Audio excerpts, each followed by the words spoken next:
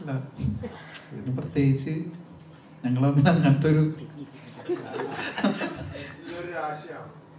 അയ്യേ അല്ല രാശി അല്ല ഞാൻ അങ്ങനത്തെ സൂപ്പർസ്റ്റിഷനിലൊന്നും വിശ്വസിക്കുന്ന ആളല്ല. രാശി മുഹൂർത്തം അതൊന്നും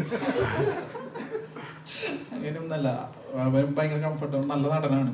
നല്ല നടനാണെന്ന് അല്ല, നല്ല നടനാണ് അവൻ പ്രൂവ് ചെയ്തിട്ടുള്ളത്. അവൻ എനിക്കിപ്പോ അടുത്ത പടത്തിലും നസലിനെ അഭിനയിക്കാന്നുള്ളത് അതൊരു പ്രശ്നമായിട്ട് എനിക്കും ഫീൽ ചെയ്തിട്ടില്ല. അത് ആർക്കും ഫീലിംഗ് ചെയ്യേണ്ട കാര്യമില്ല എന്ന് എനിക്ക് തോന്നിയിട്ടുണ്ട്. കാരണം അഭിനയിക്കാൻ അറിയാവുന്ന ആൾക്കാർ ഇഷ്ടപ്പെടുന്ന ഒരാളെ ഒരു സിനിമയിൽ ഇൻക്ലൂഡ് ചെയ്യിക്കുക എന്നുള്ളത് ഒരു പാപോ. അത് 10 സിനിമയിൽ, അത് ഇപ്പോൾ പ്രിയദർശൻ സാറിൻ്റെ പടത്തിലായാലും സിനിമയിലായാലും അവർക്കൊക്കെ അവരുടെ കംഫർട്ട് സോണിലുള്ള റിപ്പീറ്റഡ് ആയിട്ട് വരുന്ന ആക്ടേഴ്സ് ഉണ്ടാവും. എല്ലാവരും ഉണ്ട്. ഇപ്പോൾ സത്യൻ സാറ് എന്നൊക്കെ പറയുന്ന പോലെ അതിനങ്ങനെ കണ്ടാൽ മതി എന്ന് എനിക്ക് പറഞ്ഞു.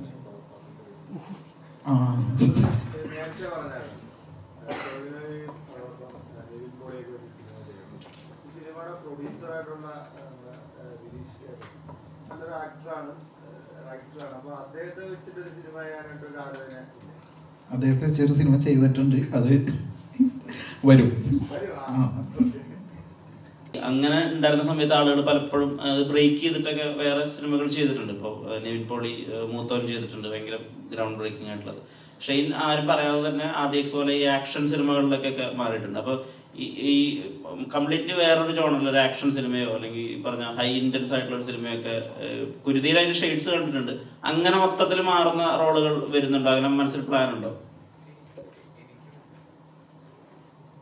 ഹലോ, എനിക്കും ഈ കൈൻഡ് ഓഫ് റോളുകൾ മാത്രം ചെയ്തു പോകണം എന്നുള്ളൊരു വാശിയോ അല്ലെങ്കിൽ അങ്ങനെ മനസ്സിൽ അങ്ങനെ ഒന്നുമില്ല.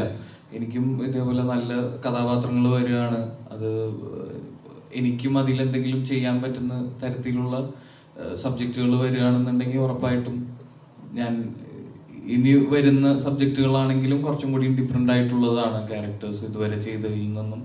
അപ്പോൾ ഞാനും വെയിറ്റിംഗ് ആണ് അതിന് വേണ്ടിയിട്ട്. കണ്ടിട്ടുള്ള കഥാപാത്രങ്ങളൊക്കെ പക്ഷെ ശരിക്കും ലിസ്റ്റിലേക്കാണ് ഭയങ്കര സീരിയസ് ആയിട്ട് നല്ല ഓവർ മെച്യൂർഡ് ആയിട്ട് തോന്നുന്നത്. ഇത് മെച്യൂരിറ്റി ഒന്നുമല്ല, പേടിച്ചിട്ടാണ് ഇരിക്കുന്നത്. ഇത് തോക്ക് വെച്ചേക്കുന്ന പോലെയല്ല ക്യാമറ ഇങ്ങനെ വന്നിരിക്കുമ്പോ.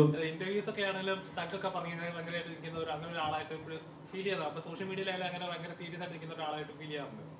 ശരിക്കും അങ്ങനെ ആണോ? ഇന്റർവ്യൂസ് ഒക്കെ ആയിട്ടും ഞാൻ ഇങ്ങനെ മറുപടി പറയത്തുള്ളൂ അങ്ങനെ ഒരു ഇതുപോലെ അല്ല. ഇതിപ്പോ പടത്തിൽ അത് ചെയ്യുന്നത് ആ ക്യാരക്ടർ അങ്ങനെ ആയതുകൊണ്ടാണ്, ആ സിറ്റുവേഷനിൽ അങ്ങനെ ബിഹേവ് ചെയ്യുന്നത്. ഇപ്പൊ ഗിരീഷ് ഏട്ടന്റെ പടങ്ങളിലാണെങ്കിലും ഈ സിനിമയിലാണെങ്കിലും ആ ക്യാരക്ടറാണ് അത് അവിടെ ബിഹേവ് ചെയ്യുന്നത്.